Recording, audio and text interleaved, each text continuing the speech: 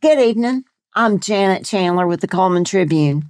I'm here to read you a bedtime story tonight, and I'm going to read you from Ursula's Umbrella and Other Stories. Tonight I'm going to be reading The Naughty Broom. Goodness me, what a lot of dirt and dust there is all over this kitchen floor, said the maid. She was a very house-proud maid and didn't like dirt and dust on her floor one little bit. Out came the broom from its place in the cupboard in the corner, and soon the maid was busily sweeping the floor and brushing all the dirt and dust into a big dustpan. Unfortunately, the kitchen also had elves living in it. They were too tiny to see, of course, but if you upset them, they could be very mischievous indeed. As the broom worked away, it swept into one dark corner where the elves were having a party. Suddenly, the king elf was swept away from their little table and into the dustpan.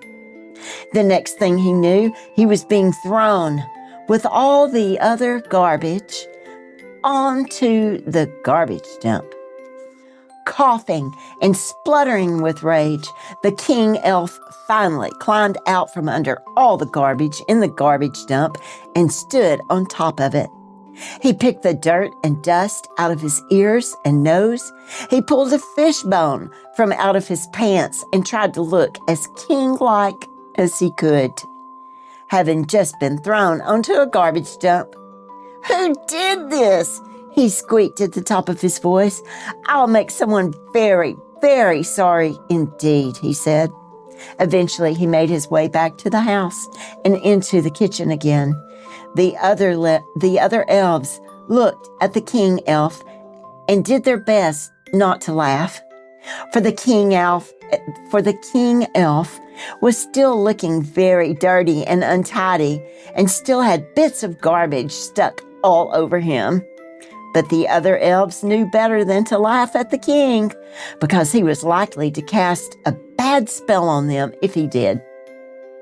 "It was the broom that did it," chorused all the other elves. "Right," said the king elf. "Then I'm going to cast a bad spell on the broom." The broom was by now back in its cupboard. The king elf marched over to the cupboard and jumped in through the keyhole. The king elf pointed to the broom and said, "Bubble, bubble, gubble, gubble. Go and cause a lot of trouble." And with that, the broom suddenly stood to attention, its bristles quivering. It was nighttime now, and everyone in the house was asleep. The broom opened its cupboard door and sprang into the kitchen. It then unlocked the kitchen door and went outside. Straight to the garbage dump it went, and with a flick of its bristles, swept a huge pile of garbage back into the kitchen. Tin cans, dirt, dust, chicken bones, and goodness knows what else all got swept onto the kitchen floor.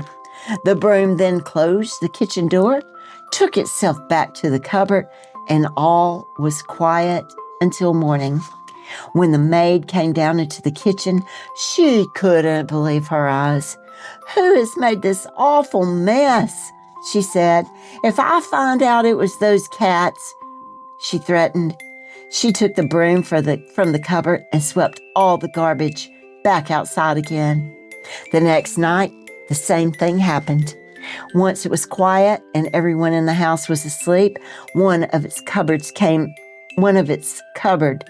out the broom, and into the house came all the garbage again, swept there as before by the naughty broom. This time there were fish heads, old bottles, and all the soot from the fireplaces. Well, the maid was speechless. After clearing up again, she got the gardener to burn all the garbage from the garbage dump so that nothing else could be brought in, although she still had no idea how it had happened. That very night, the naughty broom decided it would make a mess in a different way. So instead of sweeping in garbage from outside, the broom flew up into the shelves and knocked all the jars to the ground. With a crash, they fell to the floor, one after another, and spread their contents everywhere. "Stop this at once," demanded a voice suddenly. The broom stopped its mischief. "What do you think you are doing?" said the voice again. The voice had come from a very stern-looking fairy who was now standing on the edge of the kitchen sink with her hands on her hips. What the broom did not know was that one of the bottles it had knocked down contained a good fairy imprisoned by the elves.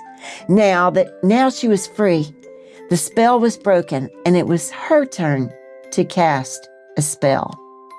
"Broom, broom, sweep this floor. Make it cleaner than ever before.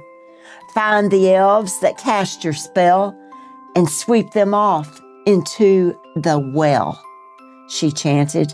The broom went to work. It seemed to sweep so fast that its bristles just became a blur.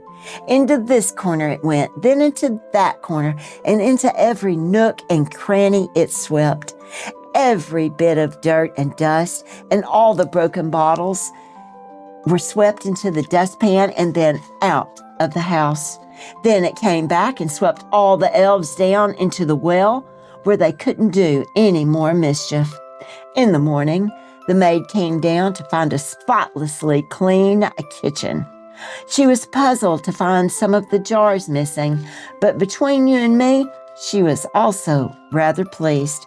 It just meant that there were fewer things to dust. The end. I hope you have a good night and sweet dreams.